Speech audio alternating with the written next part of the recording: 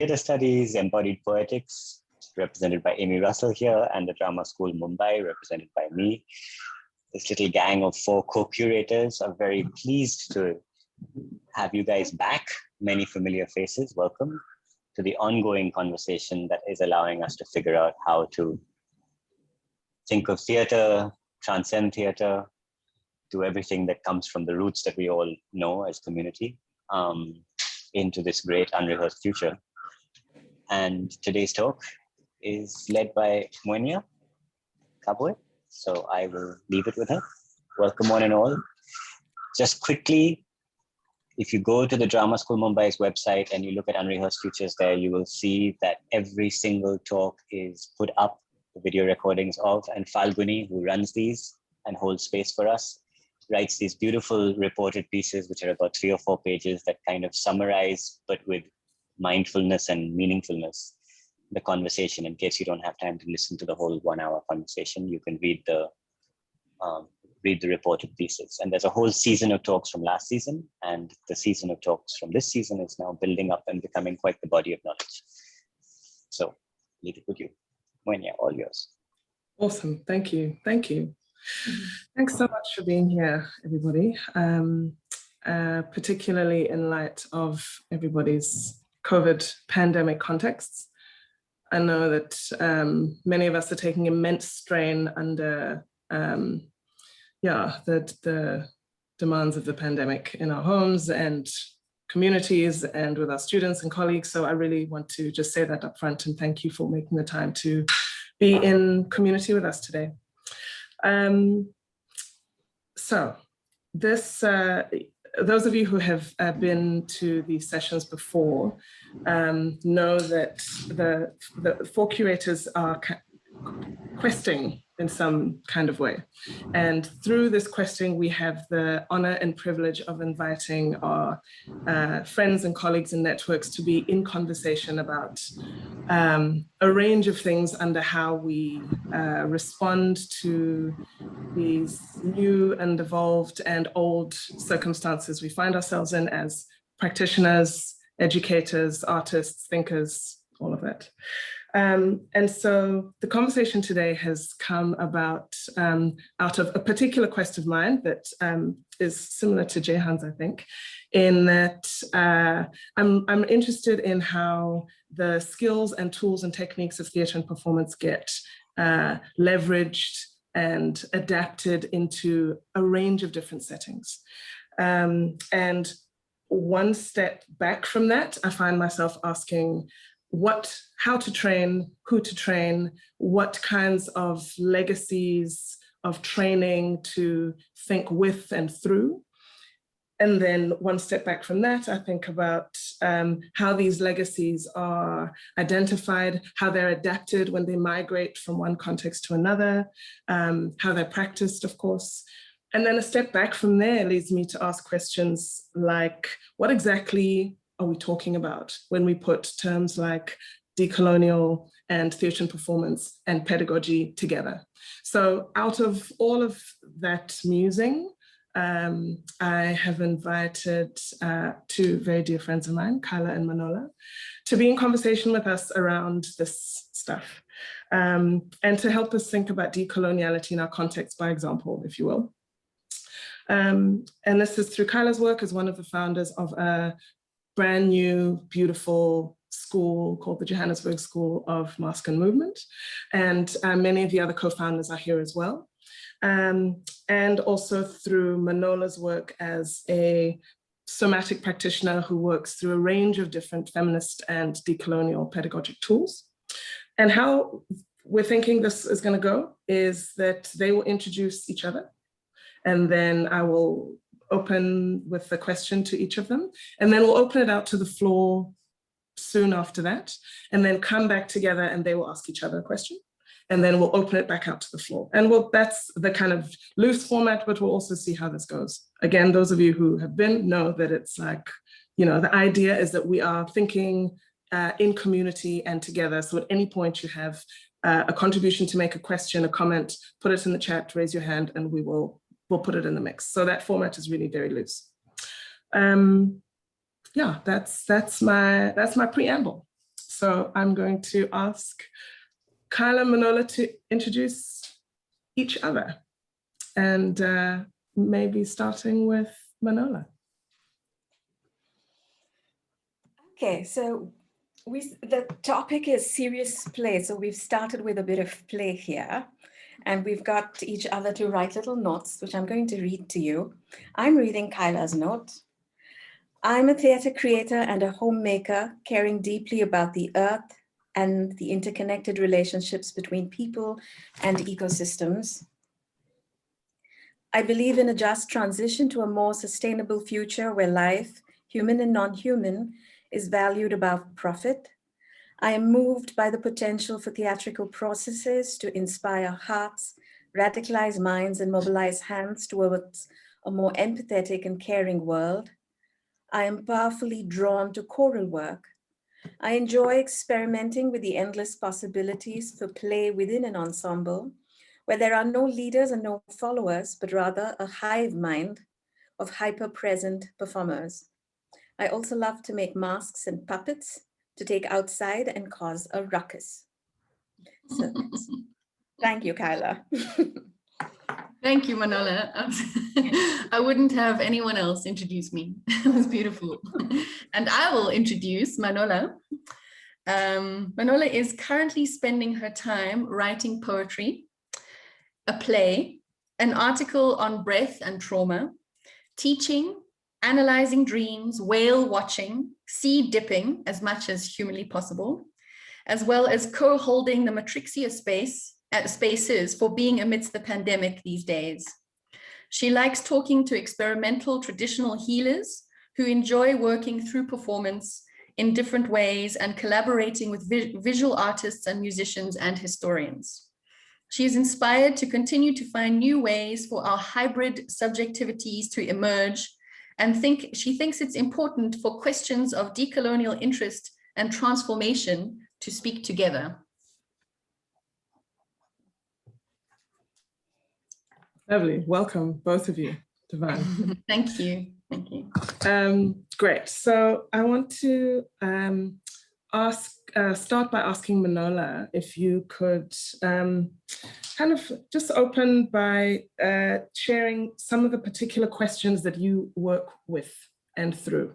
And this is by way of setting up some loose guideposts and framing within which this conversation can occur, because of course there are a range of different ways we can come to this.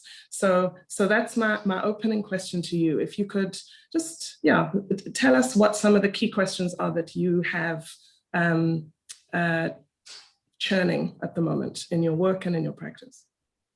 Okay, so I'm going to speak from the work that's happened over the last few years, but that's kind of coming together in a particular way this morning, today, here. And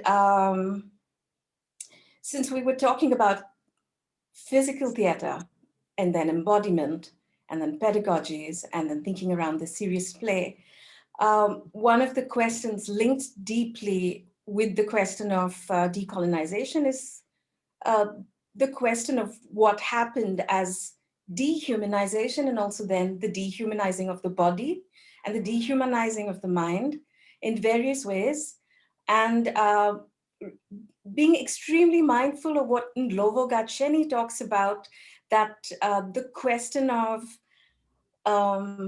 decoloniality outside of thinking about the politics of it needs to come in terms of the freedom of our epistemologies and the freedom of our thinking and the freedom of our knowledges. And so epistemic freedom almost necessarily involves new forms of knowledge and new ways of approaching that knowledge.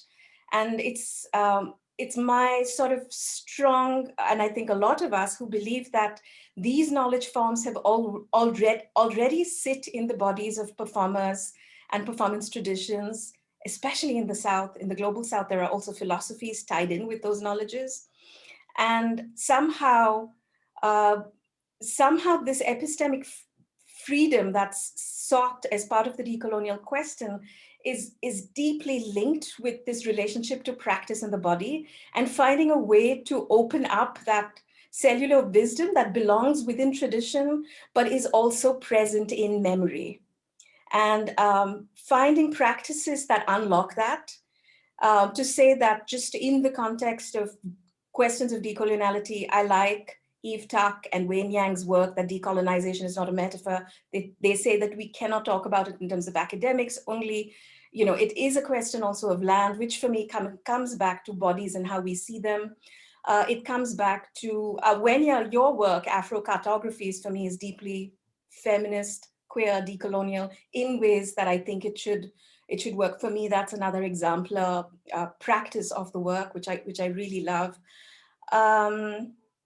I think that the question, I mean, there are different inspirations, including practitioners that I learned from, Vinapani, who said, you know, who in theater research in the laboratory is like, we can't go back to a past, imagining it's pristine. We can't only look to the West, which is another move that happens. So kind of trying to look at a mix. I mean, so that was that whole, and I was curious and informed by her practice. I was informed by both Kanailal's coming back to the Manipuri body and Manipuri tradition in terms of kind of finding a practice which also linked him back to theater of the earth. I'd like to kind of, yeah. And so these are, I think these different things, including just practices and healing wisdoms that also have performance, sort of informed where I was trying to find space in theater and performance scholarship and drama training. I was like, how do I hold all these kinds of questions and come in? And over the last 2 years, I think the question for me that sits very strongly is that one has to look at trauma and loss. And this for me, again, has resonances for us in the pandemic and what happens with that loss of control. It's such an epic, huge scale. You know, its epistemology is lost, its connections to that is lost. And that's in terms of colonization, but in terms of also just immediate memory and loss, that the question of decolonization is has to look at the relationship of trauma and loss. And therefore the practices need to hold how we work through trauma and loss. And that's part of what my work does, which moves into both embodied knowledges, which moves into spaces like the Matrixia, to try and believing that creativity and pleasure open up both the knowledges and allows for this new subjectivity to emerge. So that's, in a sense, some of my background with that.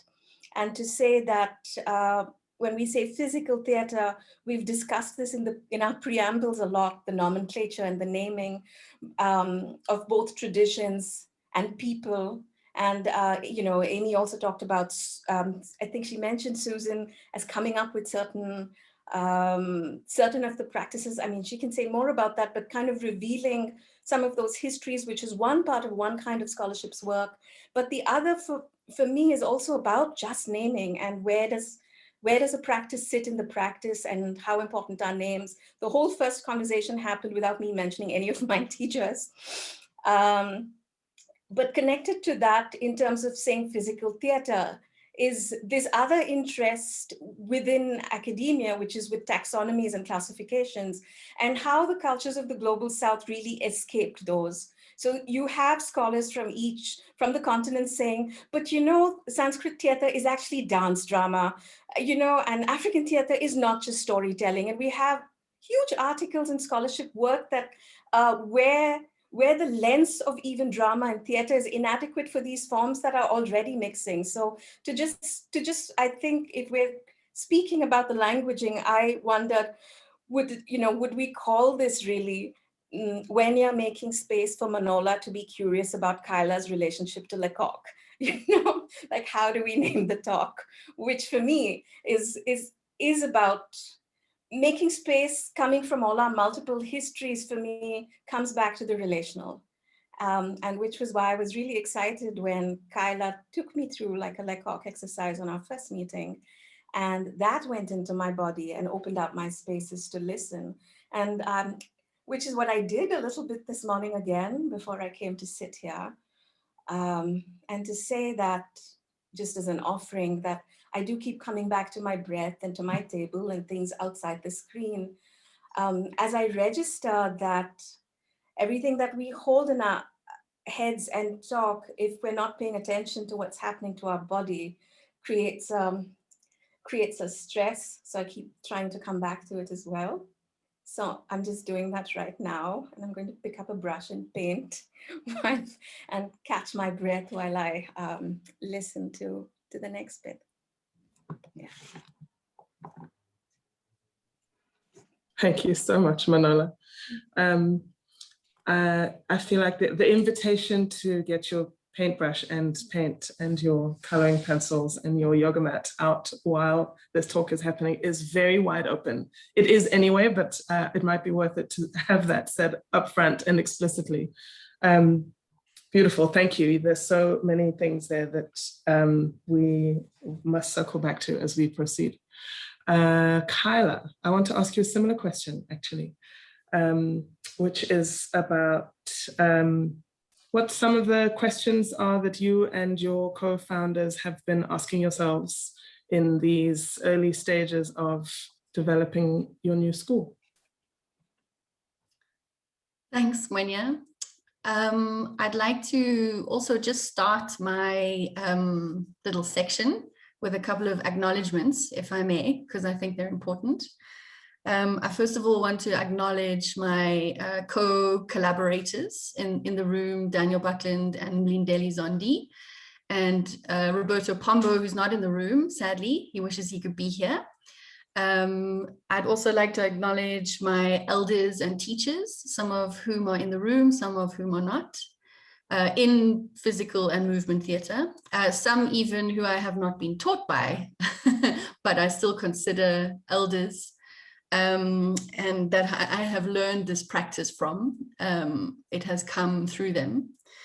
And then the last acknowledgement I want to make is that I am not a scholar in either decoloniality or anything really. I'm not of the academic world. I'm a maker and a doer. And this is how we come to the school, really, is that my collaborators and I, guided by Roberto, who trained with Giovanni, who's also in the room. I see him. The school has been born out of a need to develop an ongoing physical theatre practice. So all of us have become really frustrated. We've been collectively teaching for many decades now in various contexts. And all of those contexts have been quite bitty, you know. So just to give you an example, at WITS, I think the physical theatre module is 3 weeks. And it'll be situated depending where, and maybe Mwenya, you could talk more to this, but you know, I don't have intimate knowledge of the curriculum, but my experience of teaching there and of having peers that have taught there and at other institutions is that it's very sporadic and it's very bitty, and it is very much an add-on to the curriculum. And often we get approached, or have been in our teaching experience, to do a physical theatre workshop, and then you're sort of expected to come in and flex your physical theatre muscles because you're a physical theatre practitioner, and it all feels and has felt quite surface for over a decade now, I would say. And then coming from this training, we know that this work is not bitty or sporadic or surface. It really is a physical and emotional, spiritual even, some might say, possibly even therapeutic journey towards yourself and towards the ensemble as well.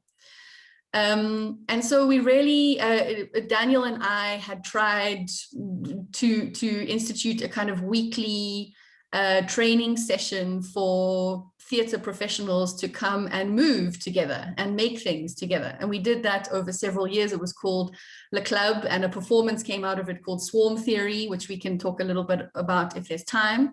But still, there was this thing of it being very much like in between stuff, and as and when. And I think the school has been born out of a desire and a need to go deeper, to commit real time and real space and real thinking towards what a long-term pedagogy looks like in the South African context in terms of movement and mask theatre. So I guess it has been born out of a dissatisfaction of just skimming the surface of this work. So I mean, in terms of how the school came together, Roberto attended the Helicos and also did the postgraduate pedagogical program, and with the intention of coming back to Johannesburg and beginning some sort of training program. And because Roberto and Daniel and I have worked frequently together on mask projects and other projects, we were sort of his go-to people. And because Dan and I have worked a lot together in trying to gather an ensemble, a physical theatre ensemble. So we were sort of his first stop. And Mindeli and I have worked together a lot as well over the years. And so all of us were like, we need to bring this person in as well. So the school was formed thus. And how it is going is that we spent the COVID year meeting every week and going through the pedagogy and trying to bring ourselves onto the same page in terms of what it is we're actually speaking about. And we've really started with fundamentals like the 20 movements, for example. We began at the beginning. And of course, it was slightly dissatisfying, not that fun to work on a physical theatre pedagogy online, but you know, what's the word? The circumstances dictated that we had to do that. And now the idea is that we're moving into offering in-person workshops in small groups.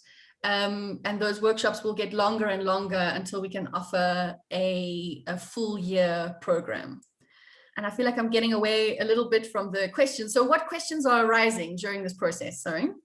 What questions are arising for us is, I mean, the biggest question, and why I was very excited to be invited by Mwenya to talk about this, is our context, is where we are. We started off by calling it the South African School of Mask and Movement Theatre, and then we felt that that was extremely precocious and presumptuous as well. And so we narrowed it down to the Johannesburg School of Mask and Movement Theatre. But even that sounded to us quite presumptuous, you know, so we really are in a process of acknowledging who we are and where we are, and where the Manola has a lovely word for it, the lineage of this work is coming from. I also have, personally speaking, a vested interest in the feminism of this work as well. I mean, if we can just name it and say that this work, as much as I love it and value it, and it has formed me as both a human being and a maker, a theatre maker, it is a predominantly white, male, European-led practice, you know, with these almost guru-like teachers historically, or at least that's what it looks like from the outside to anyone who is approaching this work. So we are definitely tackling those kinds of perceptions that come up and acknowledging where we sit, and what questions it's going to raise to start a school of this nature called the Johannesburg School of Mask and Movement Theatre, run by these particular people. Yeah, I think I will leave it there. That is the biggest question. It's like we have to acknowledge where we sit. We are not starting a school in New York or Paris or London or Berlin, which is a sort of more a crucible of international. I mean, we just think about the kinds of students that these schools traditionally draw to themselves. It's very international, you know, whereas in Johannesburg, that's not going to be the case. Maybe one day we'll become world famous and everyone will say, oh, I want to go to the Johannesburg School of Mask and Movement Theatre rather than Lecoq or LISPA or any of the other wonderful institutions that share so much knowledge, but they'll want to come to us and specifically for our flavor. And so I guess we're asking ourselves, what is that flavor? How do we plait these pedagogies together along with our context, along with who we are and what our bodies as South Africans bring? Let me leave it there. Thank you.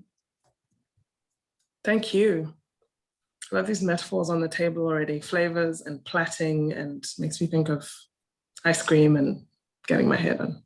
It's nice. Let's open it here. Let's open it to the room. And I want to ask if there are any general questions, comments to the space, to each other, to Manola and Kyla. Other questions that are being thought through from the other co-founders of the new school. Yeah, does anyone have any contributions to make at this point? Things that are bubbling for them that they want to put on the table? I had a question, I mean, both an observation and a question, because in the genesis of the drama school Mumbai, I don't think we were nearly as mindful and thoughtful about who we are and what we're trying to do, the way that you went from South Africa to Johannesburg. A big question, and this is kind of an observation, because even from what Manola said, I'd been to Adi Shakti, done the source of performance energy work. We'd had worked with Tomba and Kanhailal from Manipur a lot. They'd come to Bombay to do some of our sort of precursor workshops. And there was always this question about what is the flavor, what is the plaits, what is the thread? And honestly, I didn't have an answer. At that point in time, it was just a very immediate need for formal, solid theater training and some kind of pedagogical, a rigor of training and understanding that theater is deep practice. And so we literally jumped into it and we brought all the ingredients to the table and then decided we didn't decide what the stew would become. We just knew that we needed to be sustained and fed from it. So we threw everything into the pot. It's come to bite us in the bum later on, because, for example, at the beginning of the, but it's a double-edged sword. It both acknowledges every single pedagogical lineage and the elders that have come and contributed to who we are. But at the same time, it's not allowing us to, I'm very comfortable with the fact that we don't know who we are and we find out based on what has come out of it. And I don't know if that feels blasphemous in some way to be so deliberately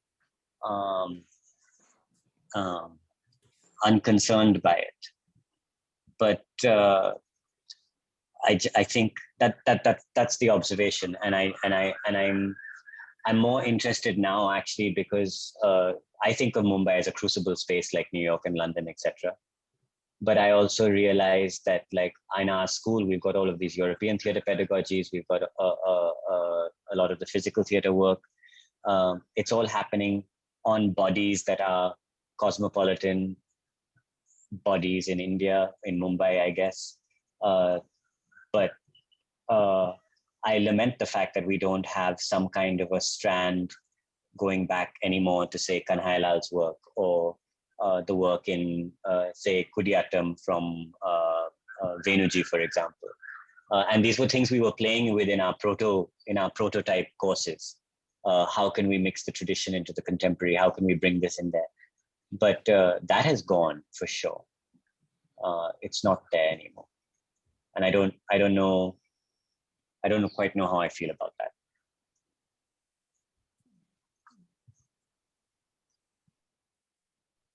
Thank you. Thanks, Jehan. Any responses to that? I have a response to that, and it's also tying into what our conversation yesterday, Amy, Mwenya, Manola, when we were talking about why Lecoq, why, and you mentioned it in your intro as well, like why do we have to name it thus? And I said yesterday that it's useful. It has been useful for us. That's why. Not to worship at the shrine of Lecoq or his lineage, but to say this is a useful framework. It's also a useful code for us as practitioners in that we can gather around this pedagogy, you know. So I hear what you're saying, Jehan. I understand. I guess what I would want for the future of the school is the best of both of those worlds. I would like to be able to say, here is our journey that has already been tried and tested, and we as practitioners and as teachers have seen the universality of it, how we can teach it in various contexts, and also how powerful it is as a teaching tool. But at the same time, we cannot keep it in a pristine, you know, we can't treat it as the Bible. It has to move with us and work with us, and we have to pull it apart. When we met with Giovanni, we talked, Mindeli had a question for him about African masks and where they fit in the pedagogy, and Giovanni was like, well, you're crazy not to put them in there, you know. And we absolutely intend to, because again, where we are and who we are. So yeah, I hear exactly what you're saying, and I just want to say that I guess our hope is to take what we need and use it as a scaffold from which to grow. I think my associative response to that, Jehan, and it strikes an extremely deep chord for me, because in a sense, I suppose any of us from the Global South really grapple with the complexity of the lineage and how to visibilize it.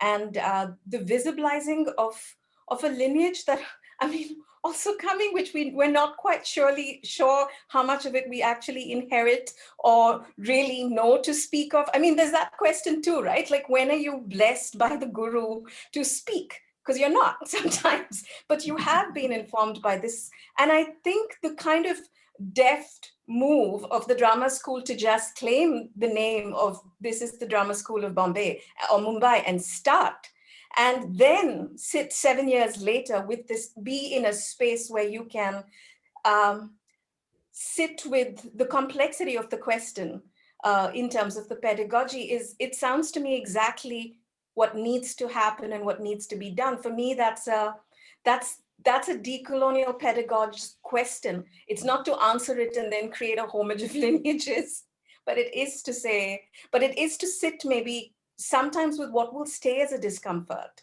because you cannot solve the problem of caste in a day, but it's impossible to not think about what's happening to the dehumanized body in practice. And if we're doing this as the Drama School of Mumbai, you know, like, how do we hold it even if we cannot solve everything? But how do we keep the space open?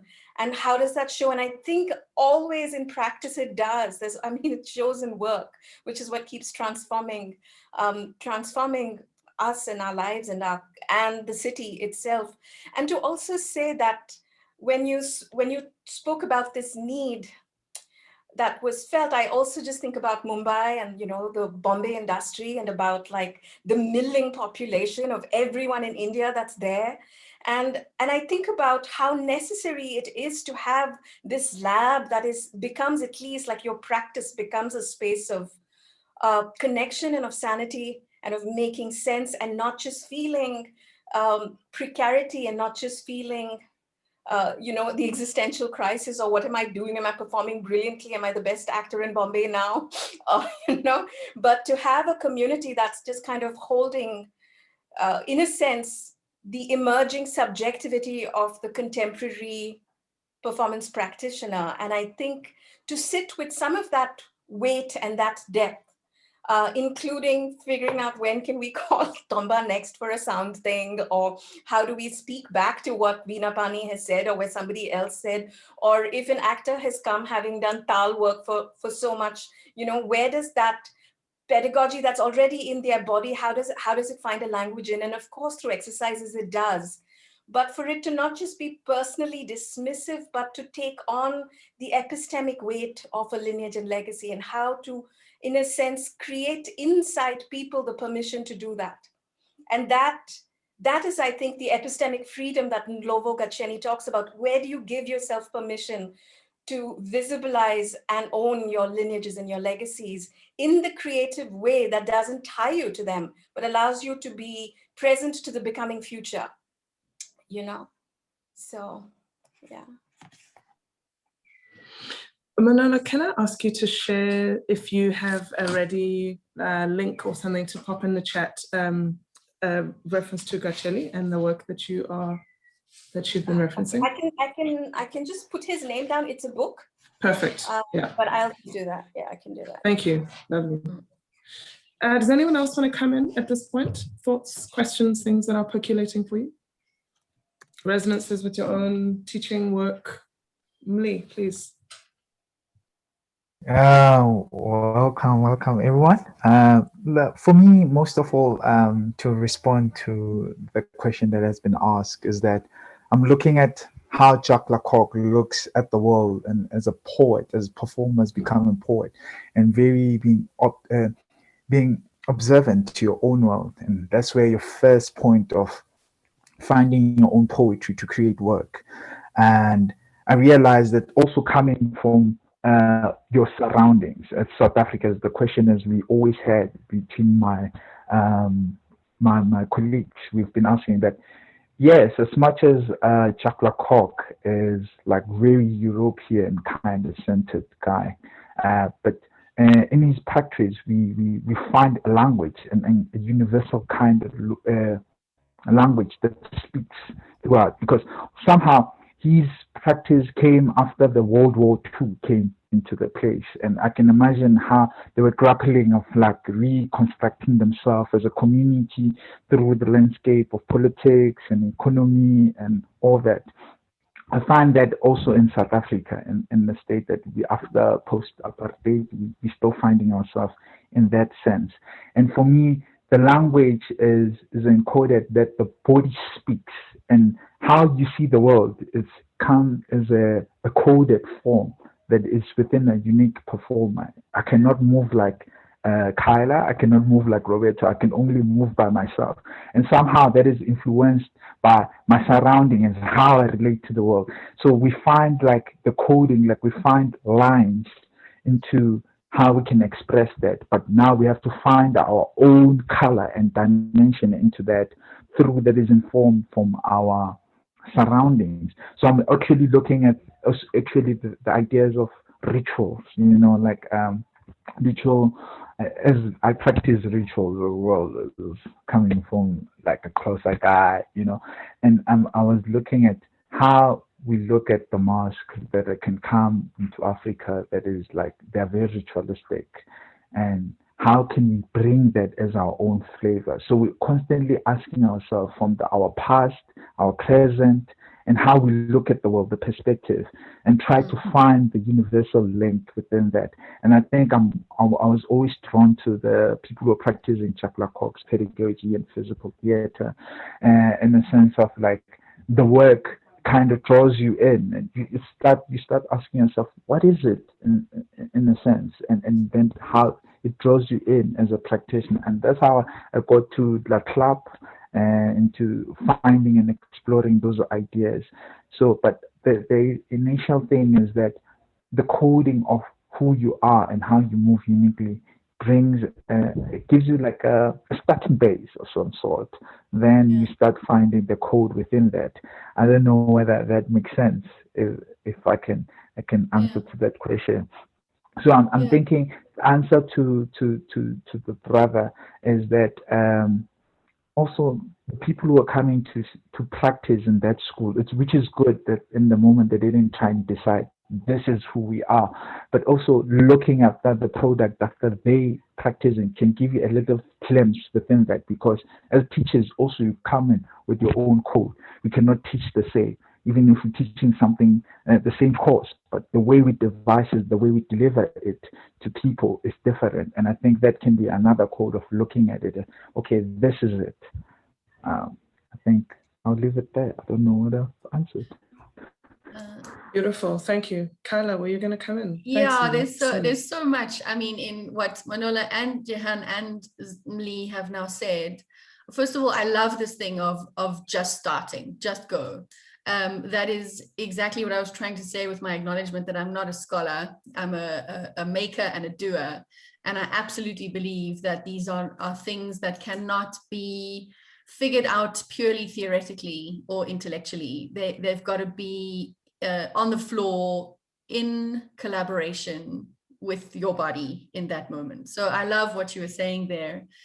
And I just wanted to share a little story that maybe also can highlight the kinds of things that we've been talking about, or that have come up rather in our conversations, which is about mask and the neutral mask and the idea of neutrality, which is kind of central to the Lecoq pedagogy.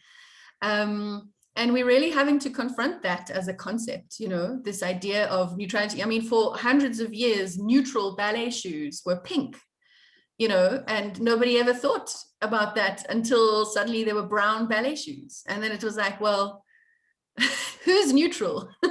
And I know that there's, you know, that's a little bit of an oversimplification of the idea of neutral. It goes much deeper than that. And there are people in the room. I see Giovanni and Norman, John, like incredible teachers who can speak much more about neutrality, and maybe they want to. But we've been talking about this in terms of, do we even call it the neutral mask? And Roberto was like, no, I think we should call it the silent mask, because just the term neutral mask is enough to be quite triggering, I think, in our context.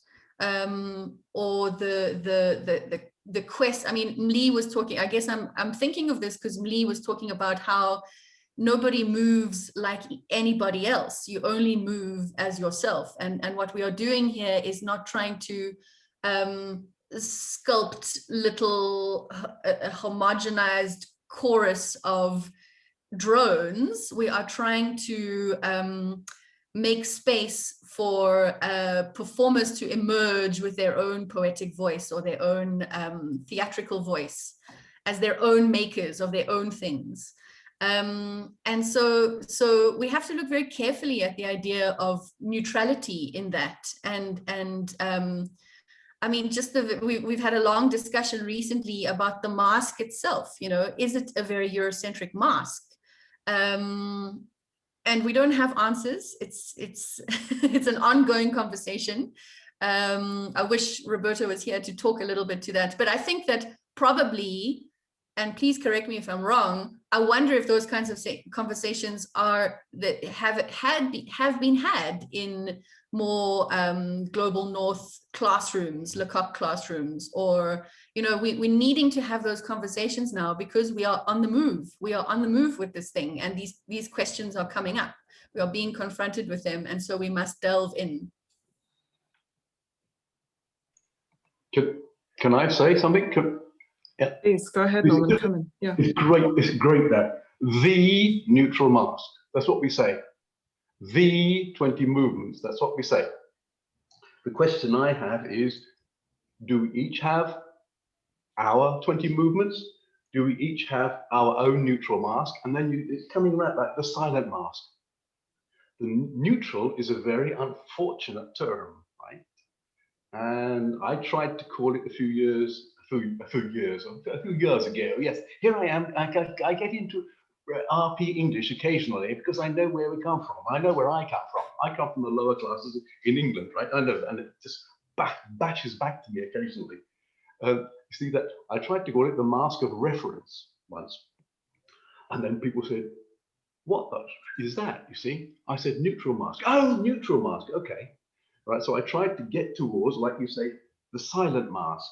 Yes, but it's a silence that really resonates. You can be silent if you have nothing to say, right? You know, someone who doesn't say anything either has everything to say or nothing to say. You know that. So even the word silent, it has a resonance if it's referential. So it's a very potent term for that mask. The neutral mask, is it European? Well, I guess the ones we use are very European. You know, I had a great conflict because I was asked to go to Beijing and do a neutral mask class. And they said to me, can you bring neutral masks? And I said, well, yeah, but there's no point, is there? You see, because the discussion, this discussion is absolutely essential, vital, and phenomenal. And, you know, I'm not trying to say anything against what you say, or what is being said, because it is very important to say it.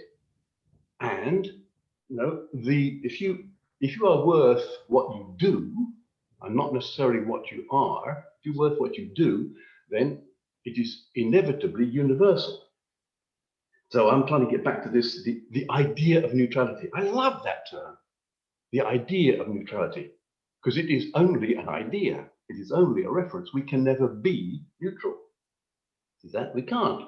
And if you do one of these exercises, or a Lecoq exercise, you know, if Giovanni Fusetti leads a class, you know, and we do the exercise, I prefer to think of it as a Fusetti exercise, right?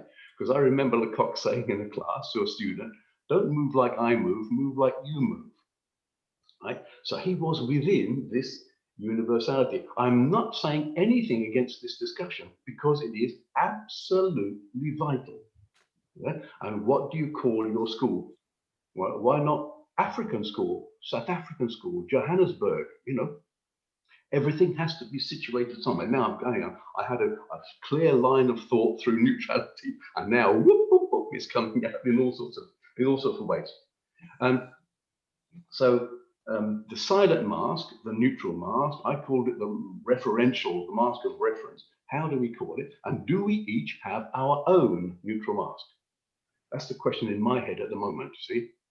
Now there would be how many billions of neutral masks? And there wouldn't be the neutral mask. I tend to talk about neutral masks, because each mask maker has their own way of viewing the world, viewing neutrality. And who said, how do we see the world? How do we see the world? Damn, I forgot it earlier. I don't know. I wrote it down. How do we see? Oh yeah, how do we see the world? Right? We look at it, but can we see it? And the neutral mask, the silent mask, the mask of reference, or calm and harmony can help us or give us methods of seeing the world, of being able to look at it anyway. I'm going around the houses now, but it is absolutely vital, this discussion, and it resonates deeply within me, because I was always against this decolonization, decolonialization, because in a sense, I say, well, why bother? Why bother? But I surely and sincerely understand why we bother. So there's these two things. You do your own thing. Yes, there is that pedagogy, that method can give us a way of exploring the world and ourselves. Life can be pedagogical. Life can teach us about ourselves and about the world. You see that, oh dear, I better sign off. Another thing, see, Western European, white Western European, yes, that's what it was. But one of the 20 movements, I'm a little bit against the 20 movements, right? You see, I'm a bit against that. I am totally against gurus. And you talked about gurus, you know, why? You know, gurus have nothing to say, in fact. So I was brought up partly in May '68 in Paris, you see, where there is no gods and no masters. There are no gods. There are no masters. If you need a master, well, that's your problem. What? And some of us do, and I needed one, you know, and perhaps he still is. But see, and the movements, the mouvement de massue is the French word for a term for that, and I have heard it called the Indian club swing. It's the Indian clubs for us, if you're British, you see. Right? No. And so, you know the exercise. I just happen to have, hang on, don't go away, don't go. So you're doing a demonstration for us, Norman. And in French, it's called the Massue Club, and the British, in my generation, would tend to call Indie Club. So that, you know, it is universal. I better stop, otherwise, once I start talking. So Thanks, it's Norman. Michael, sorry. Thank you. No, I was saying thank you so much. But since you have paused, let's, John has got a question, and there's some lovely things in the chat. Please respond. Also, this conversation can happen there. And I also want to pull it back to the question that Kyla and Manola have for each other. Can we take John's question? And then there's also something in the chat that Amy has put in about trauma and loss and violence that's directed to Manola. So I'd love to not lose that thread either. John, come on in. Thank you. Thanks. I'm interested in, so I'm coming from a perspective of Western European in London. London's been mentioned. It's very interesting, the perspectives that some of the contributors were bringing to that, the idea of London. Kyla, you were talking about the naming of your school and so on. And we had this thing about the naming of our school, London Clown School, and the symbolism around it and who might be in that school at the time of pre-COVID. Basically people who are passing through the metropolis and very diverse. But I'm really interested to know more about what seems to be very positive takes on Lecoq coming from the global south. And I have to admit, I'm really surprised in a very positive way, because I'm got used to out here where I am, our kind of thoughts on decolonizing our practices are pretty negative about that legacy, because what we see, and this is from a white male European perspective, is an ideology of individualism, uniqueness. Everyone is different yet universal, blah blah blah, which is kind of the ideology that underpins colonialism in the first place. And in my field, which is clowning, which is a little subsection of all of this, particularly the emphasis on vulnerability and the personal, which I say we because talking with a lot of colleagues here in the North and in North America as well as Europe, our concerns are, as a pedagogy which works fine for the white European well-armored actor, but as vulnerability is understood as something which you reveal something of yourself in the workshop, in the studio, and then you go out back into the real world and you're fine. You have nothing to fear because you're in a very privileged position. And this very exclusionary assumption that we can all come into the studio and be vulnerable with each other and be ourselves and be unique and show our true selves, and then somehow go back into the world and everything's fine, and that just isn't true. So that's our kind of struggle at the moment, to grapple with dismantling that privilege. So my question is, does that make any sense to some of your contributors, or is that purely perhaps a very that we're stuck in this? We're trying to examine our history. Here, there's one of the sources of colonialism. Or does that resonate, or is that just our little battle? And also, I'd like very much to hear more positive outlooks on taking Lecoq legacy forward. Manola, Kyla, either of you want to respond? Do you want to, shall I respond to John specifically, and then we can go to Manola, the question for Manola in the chat? Is that okay with you, Manola? Great. Yeah. Because I do have a lot to say about that. And in fact, I always found in my training, which was in London, touches a little bit on what Norman was saying now, this idea of the individual. This is something that I personally really would like to pick apart. And in answer to your question, you're surprised at the positive response to the Lecoq pedagogy in the Global South. All I can say to that is I feel like it's our turn to be given an opportunity to pick it apart. I feel like there has not been, I mean, with and I want to make reference to this a little bit later, but I'll say her name now, Jenny Resnick and Magnet Theatre in Cape Town.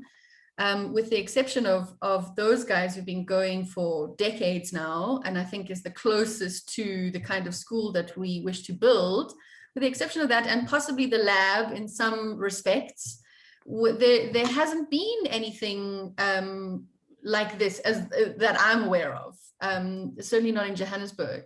So I really feel like it's our we want to have a go at it, you know. And then let's see how we end up. But at the moment, it's still this thing that draws us together and that we find value in. So I think that's part of an answer to your question. And the second part is there's absolutely, I always felt a huge gap in terms of choral work and ensemble work in the Lecoq pedagogy. It always seemed to me to be, maybe it was just my training, but I feel like at our school, we will be focusing a lot, because I think that is a real difference between Western societies and, let me say, South African society, is this idea of the individual versus the community or the collective, or the idea that I am because you are, you know? So I think that this is very much something that we will be looking at in depth in our pedagogy. Dan and I have a particular interest in choral work, having worked on a piece called Swarm Theory. And I feel like this is somewhere where the pedagogy does fall a bit flat. And I would like to look at that in more depth with much interest. Yeah. Lovely, thank you, Kyla. Manola, did you want to come in?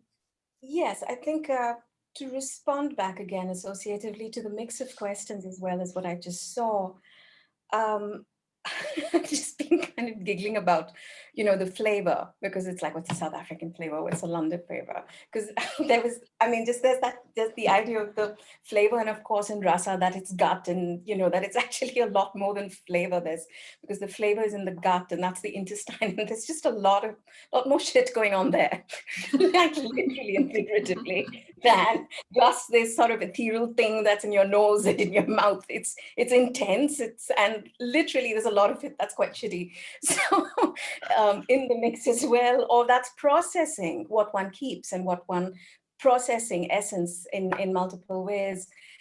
And wondering about, because I think something that emerged also was that how does one go look at something as an entry point rather than even as a flavor? So where is this common relational meeting point of Lecoq for the four founders, an entry point into this question of pedagogy, you know, rather than deciding what is that legacy. So that it's just a question around, and I like the entry point as flavor because it still sits on your tongue, but then it goes down. It enters more than the tongue.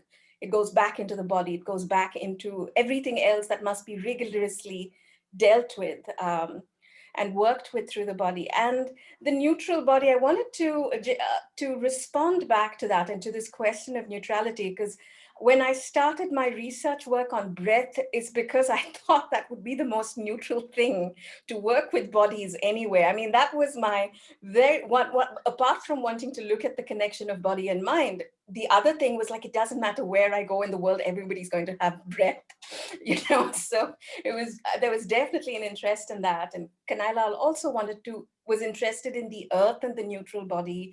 And he said, well, you know, whatever we say about everything else, we are flesh, we have a relationship to the earth, and that can't change, and those things, except to say that actually the breath is contextual. It depends if you're sick, it depends if you're on the mountain, it depends if you're a mother singing while carrying a child on your back on the mountain.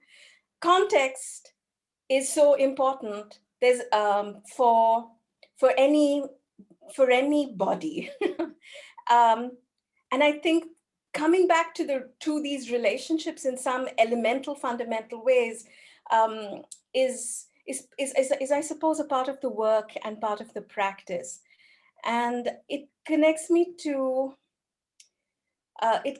when I'm thinking about the collective to Haisnam Sabitri, who's Kanai Lal's partner and performer and actress and trainer. And Kanai Lal developed also a pedagogy and a training method. You know, there's movement, there's breath work, there's eye work, there's all of that. And there's the Kalakshetra training style. And then there's Iman. I went to look at how they worked with breath. And I think in my third visit there, and I was spending weeks and weeks and weeks living there. And I think in one of my final things, she sat with me and she could just see me trying to find what I was calling the creative autonomy. And she said, Gayatri, sans kaha kaha, akele dundo, which is to say, she said, Gayatri, look for your breath alone. Look where it is, look where it goes, you know, look for it on your own. And I mentioned Kanai Lal's training because Kanai Lal then told me Sabitri doesn't attend any of the trainings. She's not part of any of the sessions. She's constantly playing. She's in the bedroom on her back, trying this, trying that. There's a constancy of play. And this connects me to decolonial pedagogies around both intuition and solitude, and developing, as Jehan said, that the permission of the internal voice to cohere. And that one does that, and it can be a lonely practice, and that's part of the work. It's part of the work to do that. And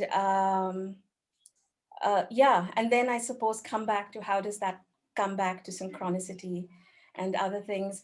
And Amy, yes, absolutely, the rhizomatic. I think when the idea of the matrixia is co-developing, you know, when Deleuze speaks about the rhizome, it's in terms of a structure, and yes, that's true. There is that sense of the rhizomatic, which is to say, it's like a ginger formation. You know, it's not just a tree going up; it's going in multiple directions, and that's what we're structurally saying when we say rhizomatic. But I guess in embodied practice, and what's also happening is that one's aware that the rhizome is also sensual. It's relational to the other bodies and the other thoughts and the things coming up inside. So perhaps and I love the word that you use there, radiance, because it is connected to that, the livingness of the rhizome in this kind of work is I think what opens up the possibility for the radiance. And to touch back to Jehan not knowing whether we name or not, and it's still difficult to know how and when we name what, or if we just sit sometimes in the radiance of that performative utterance at that time, which actually has multiple things activating in the present body. So that's sort of my response to that, I think, and I'm hoping it's touched on the things. Yeah. Beautiful. Thank you. Yes. One response back, I think, very specifically to what John was saying. And this again, I spoke about, I think, in one of the pre-questions with Amy, is that I think, so I said that a lot of us practitioners are actually not even interested in the word decolonial so much because it keeps us in a dialectical lock with the colonial. And at the same time, discursively and in other ways, it's being informed by that. But the practice is another paradigm. I mean, but we're also, many of us, artistic researchers or performances researchers. And also that the Global South performance practitioner scholars work that could be seen as decolonial is a different kind of work of opening up the third space. Whereas maybe in the Global North, part of the decolonial work is to go and re-examine practice and scholarship. For me, it makes no sense to do that. it's not, I mean, I don't want to either pull down Lecoq or bring him up. I mean, that's not the interest. I'm interested again in Kyla's relationship to Lecoq and how it's opening up something in South Africa right now. That's exciting for me. And I value the legacy and the work and Susan, as Amy mentioned, and all the other contributors and the unpacking that's rich, that's feminist, that must happen. But that may be that given context, given political histories, the work of decoloniality is different for different scholars and for the different contexts as well. Mm-hmm. Thank you, Manola. Beautiful. Jan has just put in the chat that isn't the global North in a dialectic relationship with the global South. Can I quickly make a response back to that by just evoking Eve Tuck and Wayne Young here, when they say that decolonization is not a metaphor. And I think this connects back to land, it connects back to resources, it connects back to how global economics work. And that's an important thing that you cannot decontextualize either. So the fact that I'm okay with Mwenya introducing me as a decolonial scholar is also to kind of recognize the nuance, but not be limited by that. A lot of my co-thinkers and practitioners emerge from everywhere, but there is something specific about the global North. There is something specific about the global South. What's available, what's not available, what's available in terms of legacy to a white South African, what's available in legacy to a Xhosa South African, and I think these are, so for me, the universal cannot come with the dismissal of the context and the rest, including that. Yeah. Mm-hmm. So we have just over 5 minutes left of the formal session. And then, as you know, if you've been here before, there's an after party. So this conversation must and can continue once the recording has stopped. But while we're still going in this formal time, I really want to give Kyla, Manola an opportunity to ask each other their questions. And maybe it'll come with a brief response before we close formally, and then we can go into a bit more detail after 1:15. Can we go there? Kyla, do you want to start? Sure. Oh, I've got so much going on in my head. I know. And so there's so much going on in the chat, and I just want to talk to Melissa. I want to talk to Manola. Anyway, let me not waste time. I guess not a question, a provocation or a point of departure, just like this conversation I think has been, which is that I think wherever we diverge in our thinking, or which I don't think is actually very much, but certainly somewhere where we meet very strongly, in my experience with you so far, is at the body. And I love how you've spoken about beginning with something simple but complex, like the breath, this idea that everybody breathes. And I have the same feeling with the spine. This is where I begin. When the first scan that I had of my pregnancy, of my child, this is the thing that struck me the most, was this little spine inside me. And when you asked me to share some of my practice, instantly for me, what came to me was the undulation that we did together. And even this conversation, in a sense, the poeticism of the undulation, this idea of an unfolding, that one thing has to come after the next, it's consequential, It seems jarring to start with the head if the action has started in the knees. And I guess my provocation, or I would love to discuss that. And I think it does touch on the body as a site of healing as well. Lee mentioned that Lecoq came from after the Second World War, bodies in trauma.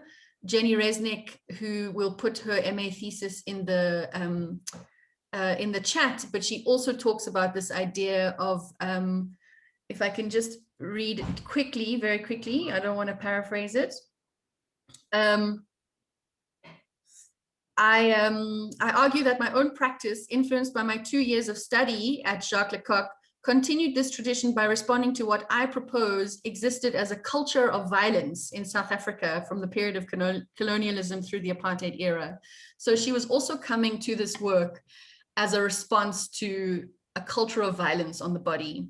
So I would love for you to speak to that, and to speak to how we can meet at the body as a potential site of healing and understanding ourselves better.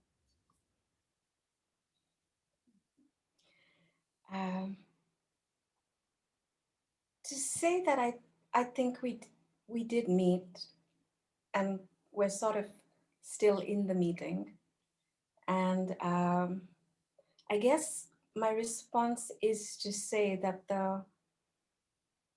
there is a hope of the meeting, and the moving away and coming back that continues, that it does continue, that things that opened up both in the conversation, even in this last hour, things that were dropped into my body, things that went into my mind but are now sitting in different parts of my body. This will inform my practice. It'll inform the language that emerges from me. And if there's a moment when we meet again, in terms of, I'm not going to respond to this in terms of the larger question of what is the framework of addressing the body and trauma, because that's really a second talk and we can go there. But thinking about the time we have now, I think this is what I'm saying, that in trauma work, I think what we really know is the question of boundaries and openness. So it's like, when do we open, and Irigre, whom I love a lot, thinks of space as not what's contained, but space is actually what happens when one opens up, when actually boundaries open up. And yet we know in trauma work that containment and the skin and the body is a certain kind of container. And how do we listen to the internal, this is the amount of provocation I can take, this is the amount of stimulation I can take, this is the work I can do now in this minute. When do I pause? When is enough? When is enough for this? I will not complete it, we're not going to solve this, but is it enough for this hour, for this minute, you know, that this body can do this much now? And sit in some peace with that. For me, the question of decolonial, both erotics and desire, is around also the question of when is it enough, you know, so.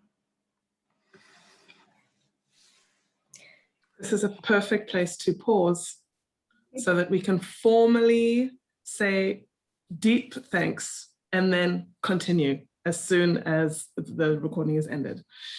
So I just want to say that both of you, all of you, thank you so much for this incredibly rich beginning of an undulating conversation. And yes, as you say, it feels like it could be the first of a whole series alone. There's lots of stuff in the chat to continue to respond to. Maybe we can quickly talk about what is coming up next week's Unrehearsed Futures and the week after that. I don't know who's next on the lineup, Mbongeni or Amy? I am. Or Jehan, go for it. Do you want to introduce your topic for next week? No, thank you. Embarrassingly, I've actually forgotten the precise title for next week, but it's going to be in some ways a continuation of today's conversation. We've been talking about Lecoq today and that kind of inheritance. We're interested in thinking about what it means to conceive of something that we might begin calling a classical African drama. So on the one hand, we're looking at how, you know, emerging forms are engaging with these legacies and histories of Western form and Western stories and fascinations with what we get, right, with the West, right, and the global North. But also how we can kind of crack apart those kind of embedded structures and fascinations within the dramatic form to imagine what we might call a decolonial drama, what we might think of perhaps as a decolonial aesthetics of the dramatic. And I'm using a lot of rising inflections because I'm trying to kind of reflect the anxiety with the use of even those terms, right? Yeah, so thank you for this beautiful conversation today, and it's certainly whet my appetite for the continuation, I guess, of this thread in next week's conversation. So I'll be with Mandla Mbotwe and with Mark Fleischman are going to be my two key interlocutors. I look forward to seeing all of you there. That's perfect. And I'm going to take that thread even further, and I'm really going to solidly request if Manola and Kyla could rejoin us for that for sure. And Tushar, who's both an alumni of the Drama School Mumbai and has experienced the training of the people, of the teacher involved, Shankar Venkateshwaran. And the reason is that one of my quests is exactly this, is like, how do we negotiate between like the universal and the individual? How does Kanhailal's work coexist in the same space as Benjamin Samuel, who is right here? And I think I will start that talk with a small story 2 weeks from now of what gave us the internal permission to go ahead and say, okay, we're going to start a drama school Mumbai without even knowing who's going to teach what at it. And it was a moment, it was a eureka moment where Shankar was present, Ben Samuels was present, Tushar was present at a previous version of it. And it came around the idea of the Lecoq Otoko.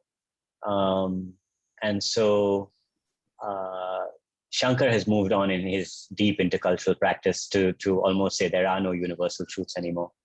And I'm going to let him challenge me heavily.